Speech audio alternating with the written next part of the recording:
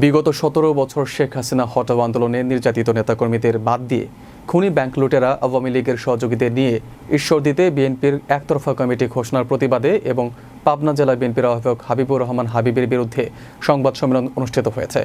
ঈশ্বরদী থেকে বিশেষ প্রতিনিধি টিএ পান্না জানান, গতকাল বিকেলে ঈশ্বরদী কেন্দ্রীয় বাস টার্মিনালে ঈশ্বরদী উপজেলা ও পৌর বিএনপি এবং অঙ্গ সহযোগী সংগঠনের বঞ্চিত নেতাকর্মীদের পক্ষ থেকে এই সংবাদ সম্মেলনের আয়োজন করা হয়। সংবাদ সম্মেলনে লিখিত বক্তব্য পাঠ করেন বিএনপি নেতা ইসলাম হোসেন জোয়েল।